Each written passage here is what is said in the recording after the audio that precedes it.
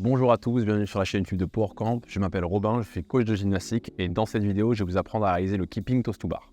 Alors bien évidemment, cette vidéo elle s'adresse avant tout à un public débutant qui ne maîtrise pas encore ce mouvement ou tout simplement qui a envie de peaufiner sa technique. Alors pour ceux qui commencent un peu à me connaître et qui suivent la chaîne, avant d'attaquer l'exécution, il faut que vous remplissiez certains prérequis physiques et techniques. En l'occurrence, ce sera surtout des prérequis physiques. Moi j'aimerais bien qu'avant d'attaquer l'exécution, vous soyez capable de réaliser entre 3 et 5 strict pull-ups enchaînés pour m'assurer que vous avez suffisamment de force au niveau des dorsaux pour pouvoir après, comme on le verra, presser la barre. Petit point également qu'il faut qu'on aborde avant d'attaquer l'exécution, c'est les 3 composantes qui vont nous permettre de réaliser correctement un toes to bar. Le press back, donc c'est votre capacité à repousser la barre en gardant les coudes verrouillés et les bras tendus. Et la deuxième, ça va être votre capacité de compression qui est composée elle-même de 2 éléments, votre force au niveau des fléchisseurs et votre mobilité au niveau des extenseurs. Pour rappel, ce que c'est, la compression, c'est le fait de ramener les genoux au buste ou de ramener le buste au genou.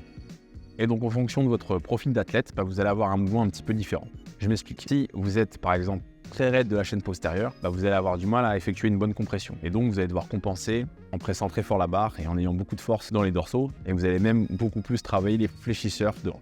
A l'inverse, bien sûr, si on a un athlète qui est très mobile de la chaîne postérieure, forcément il va avoir besoin de moins presser l'objet pour pouvoir se refermer et se mettre en portefeuille. En gros, là où je veux en venir, c'est qu'on a souvent tendance à sous-estimer la partie mobilité sur ce genre de mouvement en crossfit, alors qu'en soi, c'est vraiment ce qui va nous permettre de gagner en efficience et de pouvoir durer si on a un gros volume de répétition sur un route par exemple. Dans cette vidéo, par contre, qu'on soit clair, je ne vais pas vous montrer comment améliorer votre mobilité, c'est à vous de la travailler, je pense qu'il y a assez de ressources sur internet pour faire ça. Maintenant que vous avez compris les tenants et les aboutissants de ce qui allait nous permettre de réaliser un toes to bar, on va pouvoir attaquer l'exécution. C'est parti. Il existe de nombreux exercices pour se renforcer de façon spécifique sur les toes to bar. Moi aujourd'hui dans cette vidéo, j'ai fait le choix de vous montrer des exercices qui se feront uniquement suspendus à la barre. Et à chaque fois dans la progression, je vais vous montrer un exercice en strict, un exercice en isométrie, donc en maintien, et un exercice avec mouvement de balancier, mouvement de keeping. Le but par exemple, si vous avez envie de mettre ça en place dans votre entraînement et d'apprendre le toes to bar, ça peut peut-être être de faire 3 entraînements par semaine. Un entraînement où vous faites le mouvement en strict, un entraînement où vous faites le mouvement en iso, et un entraînement où vous travaillez de façon spécifique au crossfit, c'est-à-dire avec un mouvement de keeping. Alors la première chose qu'on va devoir voir ensemble, c'est dans quelle position vous allez démarrer tous les mouvements qu'on va voir aujourd'hui. Ce sera en hanging hollow. Alors, pour rappel, on se suspend en main large à l'épaule, on engage légèrement les dorsaux, et là je vais venir rétroverser mon bassin. Donc ça c'est ma position de départ sur tout ce qu'on verra aujourd'hui.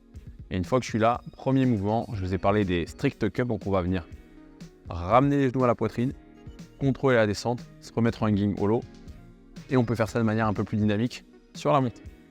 Donc ça, c'est le premier mouvement. Basique, on a un petit bras de levier, et on comprend vraiment les bases de la compression. Une fois qu'on est à l'aise là-dessus, deuxième entraînement, vous pouvez faire de la résistance en hold. Vous maintenez ça par exemple entre 10, 15 voire même 20 secondes.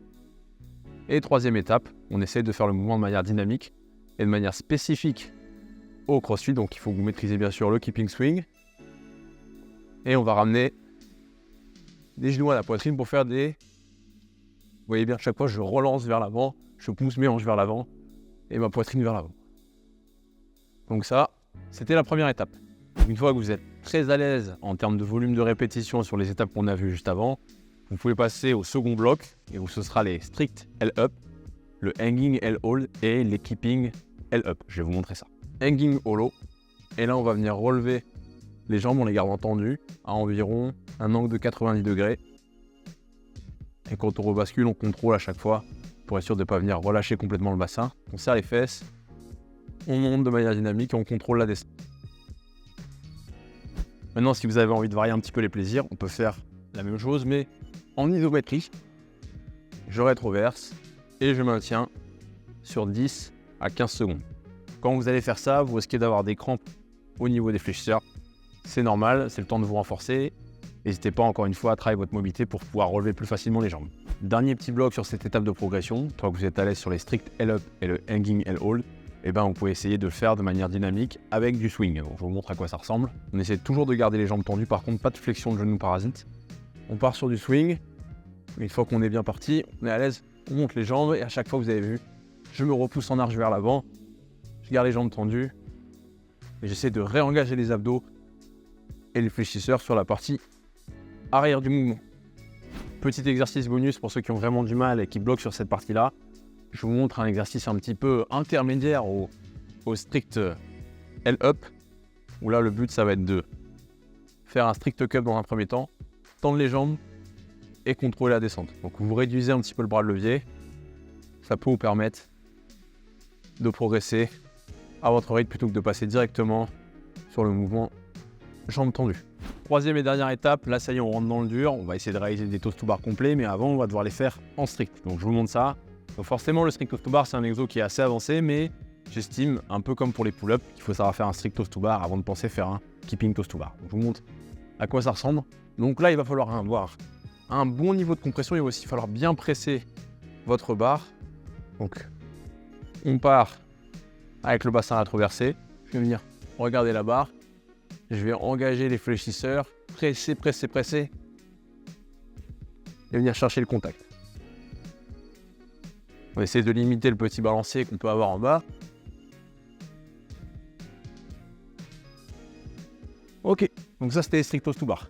Alors pareil, comme tout à l'heure, petit exercice pour aider ceux qui sont très à l'aise sur les strict L-up, mais qui n'arrivent toujours pas à faire des strict toast to bar. Cette étape intermédiaire, on va réduire le bras de levier et faire des tucks strict toast to bar. Donc je vous montre.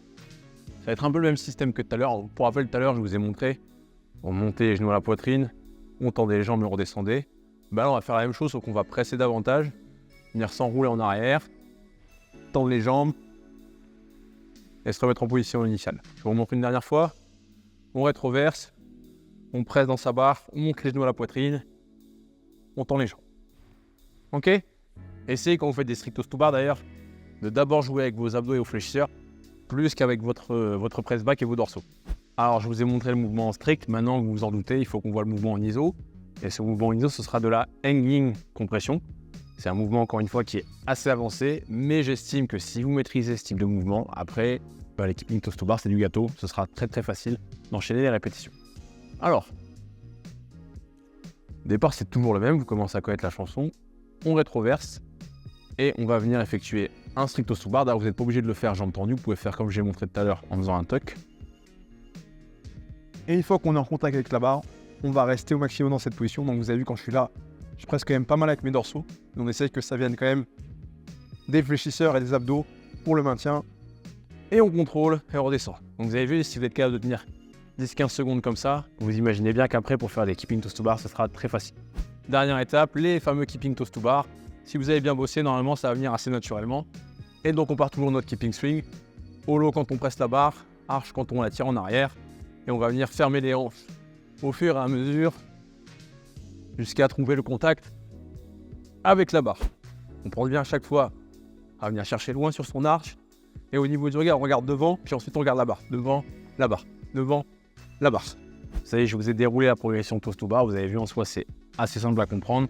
On a les mouvements groupés en tuck. Ensuite, on a les mouvements jambes tendues à 90 degrés, en demi-fermeture. Et on a les mouvements complets. Donc, assez simple à comprendre. Maintenant, il faut vraiment respecter chaque étape et attendre d'être vraiment à l'aise en termes de volume de répétition pour passer à l'étape suivante. On passe maintenant aux erreurs à éviter, qui sont au nombre de 2. Et encore une fois, la progression, comme je vous l'ai dit avant, elle est assez simple à comprendre. Mais c'est sur cette partie-là que je pense que je peux en débloquer certains, donc suivez bien. Alors, donc, quelles font ces personnes? C'est que, si vous vous rappelez bien, tout à l'heure j'en ai parlé en intro, à chaque fois qu'on se suspend, on démarre en hanging hollow. Et après, on part soit sur nos mouvements stricts, soit on initiait notre swing. Mais à chaque fois, quand on repasse sur la partie arrière du swing, il faut rétroverser le bassin. Or, ces personnes-là, ce qu'elles font, c'est qu'elles font qu'une flexion de hanche, donc elles ont le bassin en antéversion, et elles font un mouvement qui est un peu comme ça. Donc le problème, c'est qu'elles risquent de se faire mal au bas du dos, mais en plus, c'est hyper dur de venir chercher la fermeture complète. Je vais mettre de dos, ce sera peut-être un peu plus parlant. Donc encore une fois, au lieu d'être avec le bassin en rétroversion, que ce soit sur les mouvements en strict ou sur les mouvements avec balancier, c'est des gens qui vont rester cambrés avec les fesses vers l'arrière, donc là ça se voit bien je pense, et qui vont faire que de la flexion de hanche et qui du coup encore une fois risquent de se faire mal au bas du dos. Deuxième et dernière erreur, ce sera de perdre le rythme et de venir enrouler le bassin sur la dernière portion du mouvement, ce qui fait qu'on va basculer d'un mouvement en keeping à un mouvement en strict, et comme je l'ai dit, on va perdre le rythme et donc on va pas être capable d'enchaîner les répétitions. Il faut savoir que tous les mouvements en keeping qu'on va retrouver dans le crossfit, c'est des mouvements avec une certaine rythmique, et donc le but, quand on est en phase d'apprentissage, ça va être de préserver le rythme, quitte à des fois réduire un petit peu l'amplitude du mouvement. Donc ce que je vais faire, c'est que je vais démarrer du swing, et au fur et à mesure, je vais fermer mes hanches. Et vous allez voir qu'à un moment, je vais faire comme si j'avais pas la force de terminer le mouvement et je vais m'enrouler. Et du coup, ça va casser mon rythme. On part suspendu ici. Donc là, imaginons ça c'est ma hauteur max. Et quand je veux chercher plus haut, je m'enroule. Là, le problème, c'est que j'ai un pendule et que pour repartir, c'est très compliqué. Vous avez vu, on a complètement perdu le rythme sur le mouvement. Et pour corriger ce défaut, ça va être assez simple. Il va falloir que vous acceptiez de scaler, d'adapter le mouvement en réduisant l'amplitude. Peut-être que pour l'instant, c'est trop tôt pour vous. Vous ne pouvez pas encore faire des keeping toes to bar en WOD. C'est pas grave, il n'y a rien de mal à faire des toes to air ou des keeping held up. L'important, c'est de garder encore une fois la rythmique du mouvement. Et les centimètres qui vous manquent, vous allez les gratter au fur et à mesure des semaines. Et si vous faites bien votre travail de renfort, comme j'ai montré précédemment. Alors avant de conclure, j'aimerais répondre à une question qu'on me pose assez régulièrement. Et cette question, c'est est-ce que quand je fais des toes to bar en WOD, je dois garder les jambes tendues? On est d'accord. Si vous faites genou fléchi plus kick, par exemple que vous ramenez d'abord les genoux à la poitrine avant de venir toucher la barre, forcément, vous réduisez le bras de levier et on sait qu'en gym, quand on réduit le bras de levier, on réduit la difficulté. Par contre, moi, ce qui m'ennuie, c'est quand c'est la seule façon dont vous êtes capable de réaliser le mouvement. Je m'explique. Pour moi, quand on apprend un geste, on respecte un petit peu les traditions, on apprend un peu le geste d'école. Quand vous travaillez votre haltéro, vous travaillez en partant avec les fesses relativement basses pour avoir un geste hyper efficient et pour pouvoir soulever lourd. Par contre, quand vous faites en WOD et qu'il y a beaucoup de volume sur les snatchs, c'est pas grave, vous maîtrisez le mouvement, donc vous savez qu'en relevant un petit peu les fesses et vu que la charge est beaucoup moins importante, vous allez pouvoir cycler plus facilement. C'est un peu la même chose en gym. Si pour moi, vous maîtrisez les strict toes to bar, vous êtes capable de faire des keeping toes to bar jambes tendues, après, oui, vous pouvez choisir d'adapter un petit peu et de réduire le bras de levier pour avoir plus d'endurance et durer plus dans le WOD. Donc ça ne me pose pas de problème dans ce cas-là. Ça y est, on arrive au bout de cette vidéo, j'espère que ça vous a plu, j'espère surtout que ça va vous aider à comprendre comment mettre en place la progression du toes to bar. N'hésitez pas à liker, à vous abonner, à laisser un petit commentaire si ça vous a plu, on se retrouve très vite.